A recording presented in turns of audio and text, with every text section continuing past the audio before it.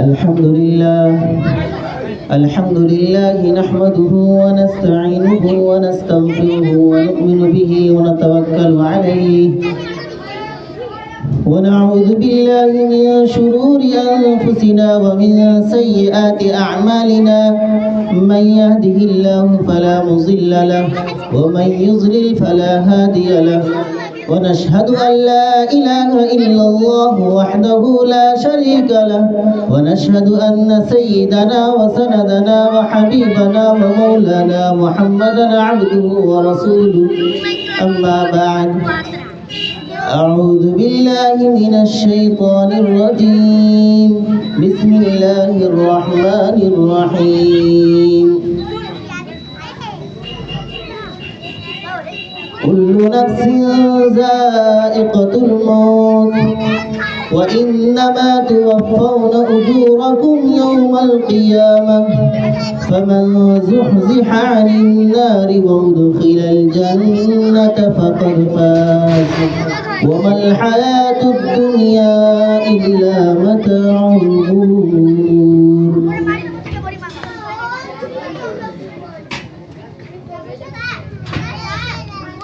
مجھے فرصت کہاں ہے محو ناو نوش ہونے کی، مجھے فرصت کہاں ہے محو ناو نوش ہونے کی، گھڑی سر پر کھڑی ہے پھر کفن بردوش ہونے کی، جگہ جی لگانے کی دنیا نہیں ہے، جگہ جی لگانے کی دنیا نہیں ہے، عبرت کی جا ہے تماشا نہیں ہے.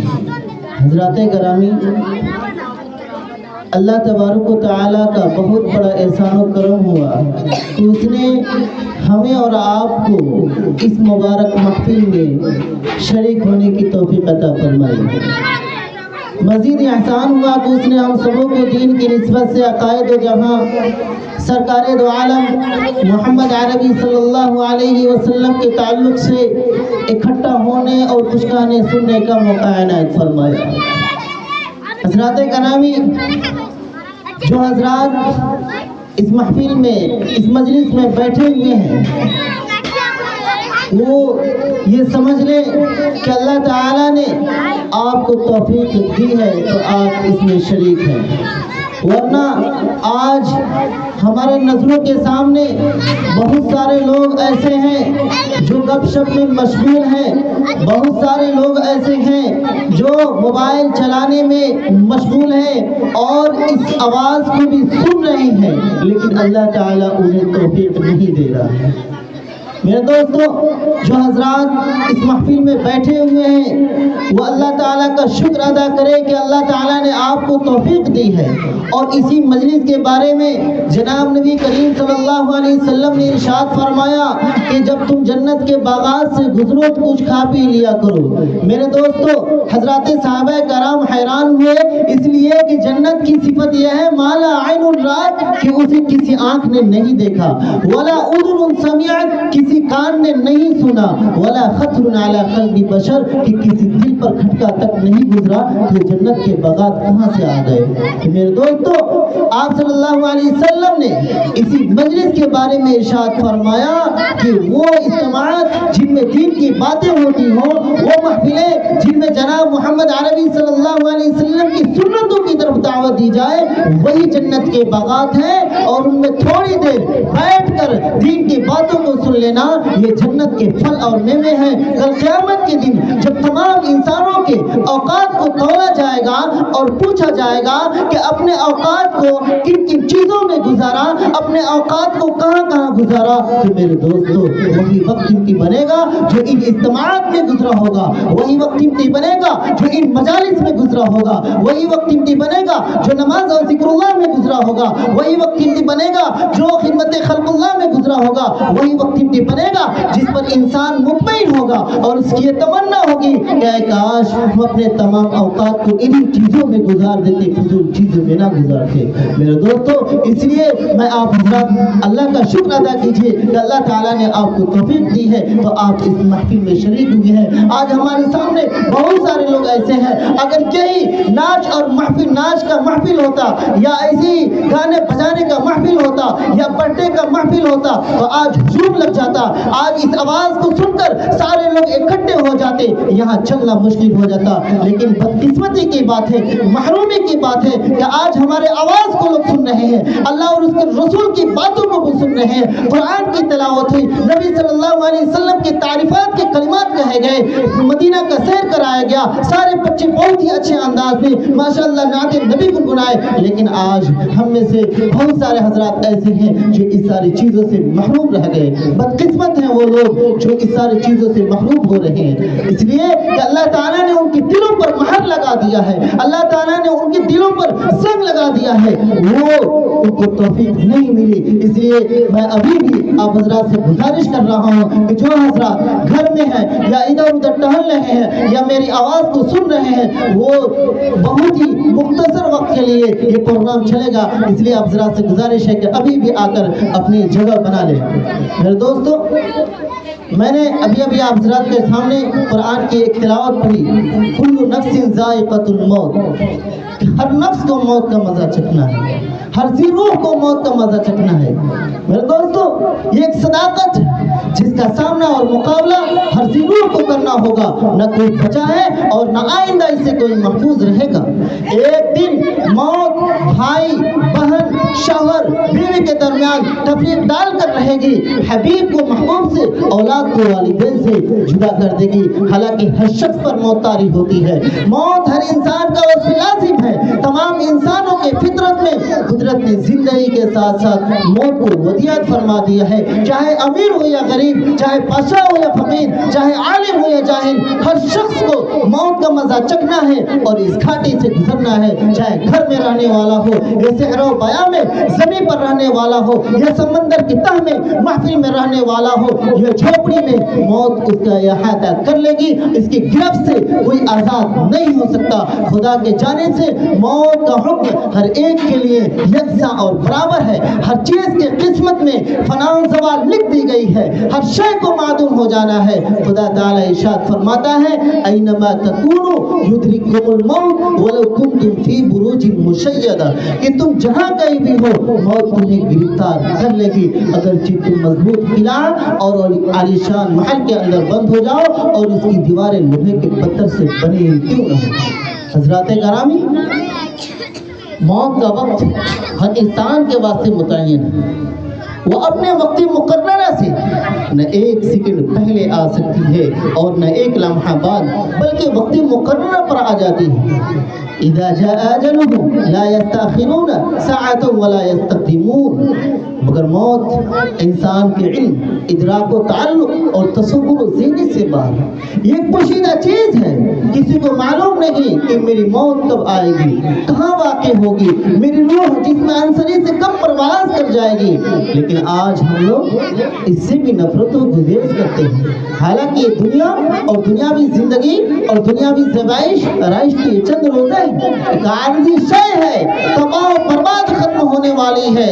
اس کی کوئی حقیقت نہیں ہے, اس کی کوئی حقیقت نہیں ہے. اس لیے کسی شاعر نے خوب کہا ہے کہ جگہ جی لگانے کی دنیا نہیں ہے, جگہ جی لگانے کی دنیا نہیں ہے, یہ عبرت کی جا ہے, تماشا نہیں ہے. اس لیے حضرات گرامی, آپ کان کھول کر سن لیجئے کہ آپ ہمیشہ ہمیشہ کے لیے اس دنیا میں نہیں رہنے کے لیے نہیں آئے ہیں. آپ کچھ وقت کے لیے, کچھ مدت کے لیے آئے ہیں, اور وہ بھی وقت آپ کو بتایا نہیں گیا ہے.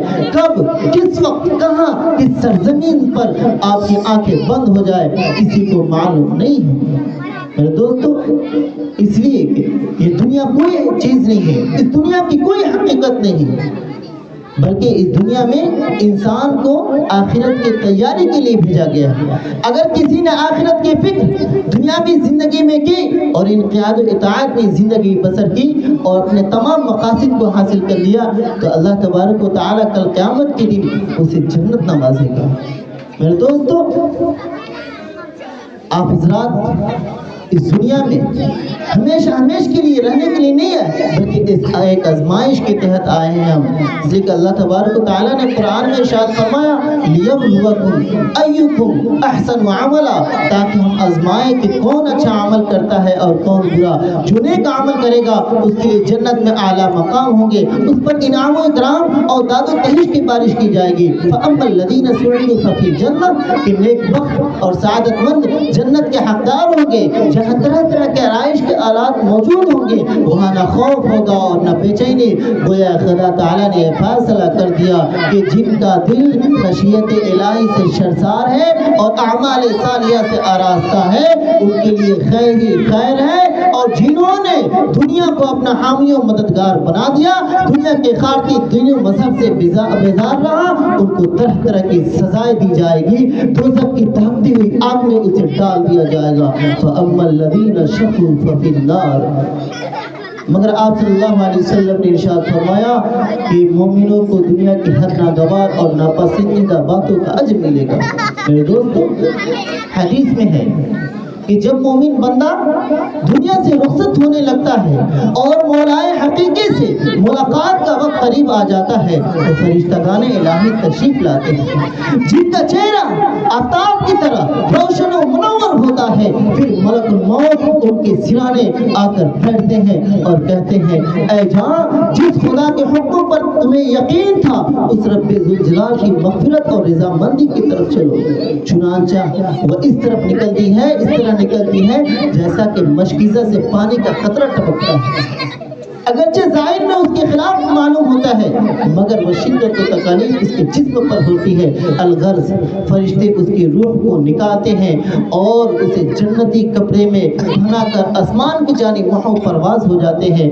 और फरिश्तों के जिस गिरोह से उस जमात का गुजर होता है, तो फरिश्ते पूछते हैं, ये पाकीज़ा रूह कौन है? तो उसका अच्छा नाम जिसे दुनिया में मशहूर था बतलाते हैं।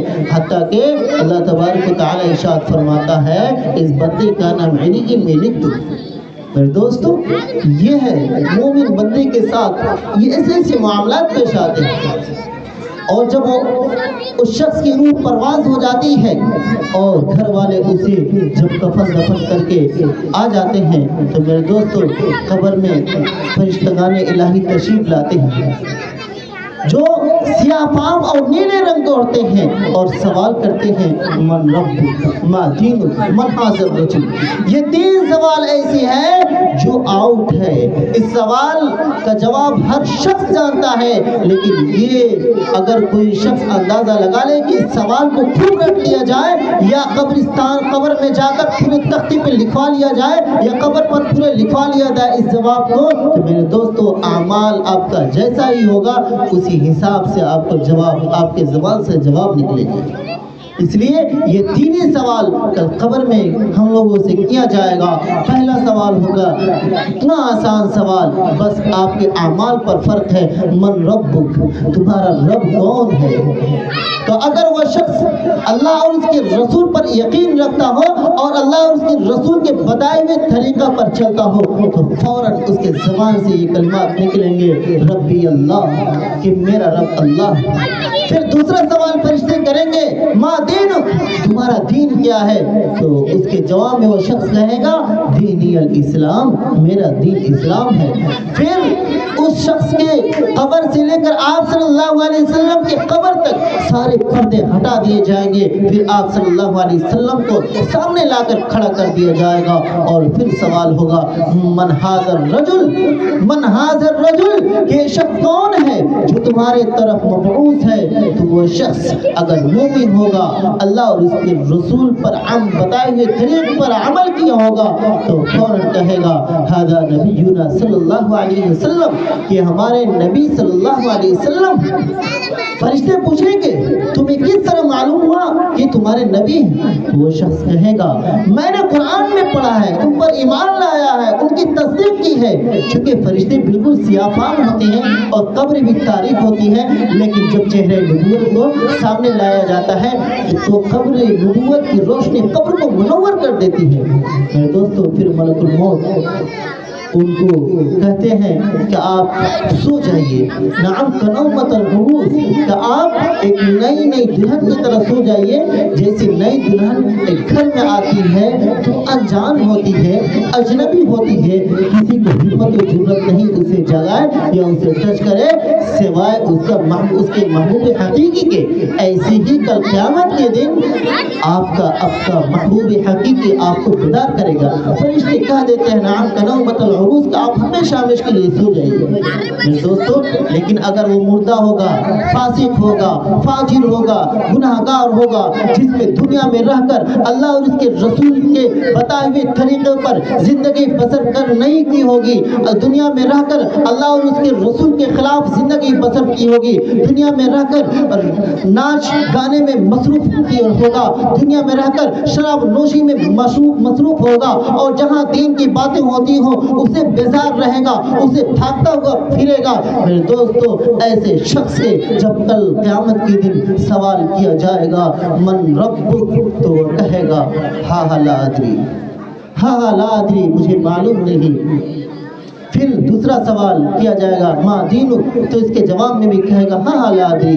फिर आप सल्लल्लाहु अलैहि वसल्लम को लाया जाएगा, फिर उसके जवाब में भी कहेगा हाँ ला अदरी। मेरे दोस्तों, आप बताइए कितनी बदकिस्मती और महरूमी की बात है कि आज हम मुसलमान हैं, हम अल्लाह और उसके रसूल को मानने वाले हैं, हम नाम के मुसलमान रह गए हैं, काम के मुसलमान नहीं हैं। अगर कल क़यामत के दिन मौत हो जाने के बाद हम अगर इन सारे सवालों का जवाब नहीं दे पाए तो मेरे दोस्तों हमारा हश्र क्या होगा, हमारे आमाल क्या होंगे। मेरे दोस्तों, आता है हदीस में कि उसके कब्र को चारों तरफ से मिला दिया जाएगा, यहाँ तक कि उसकी पसली की हड्डियाँ एक दूसरे में घुस जाएगी, और कब्र को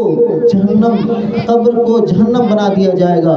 इसलिए कि कब्र के बारे में आता है अल कब्र रौज़तुन मिन रियाज़िल जन्नह और हुफ़रतुन मिन हुफ़रिन नार, कि कब्र जन्नत के बागों में से एक बाग है या जहन्नम के गड्ढों में से एक गड्ढा है। इसलिए आप हज़रात से गुजारिश है कि मौत की तैयारी मौत से पहले कर लें, मौत की तैयारी मौत से पहले कर लें, वरना कल आपकी आंखें बंद हो जाएगी और ऐसे ही आप दावत करते रहें या खूब कुरान खानी भी करते रहें या खूब शोर हंगामा करें, उससे कोई फायदा होने वाला नहीं है, इससे कोई फायदा होने वाला नहीं है। इसलिए अगर आप चाहते हैं कि आपके रूह को सुकून मिले, आपके रूह को सुकून मिले, तो उसके लिए आपकी अपनी जिंदगी में ही मौत की तैयारी करनी होगी, वरना कल क़यामत के दिन आपका क्या हश्र होगा वो अल्लाह बेहतर जानता है। आप हज़रात से गुजारिश है कि आप इन सारी बातों पर इंशाअल्लाह ज़रूर अमल करेंगे, और आज से ही इंशाअल्लाह हर शख्स ये इस महफिल में जो भी बैठे हैं या जो मेरे आवाज़ को सुन रहे हैं, ये कोशिश करेंगे कि इंशाअल्लाह आज से हम लोग मौत से पहले ही, मरने से पहले मौत की तैयारी करेंगे इंशाअल्लाह। करेंगे इंशाअल्लाह।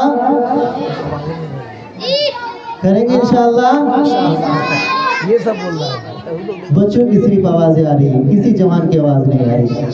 इसलिए आप हज़रात से गुजारिश है कि मौत से पहले मौत की तैयारी कर लें। उसके लिए सबसे पहला काम नमाज की पाबंदी कीजिए। अल्लाह ताला हम सबको अमल करने की तौफीक अता फरमाए। व आखिर दावाना अल्हम्दुलिल्लाह।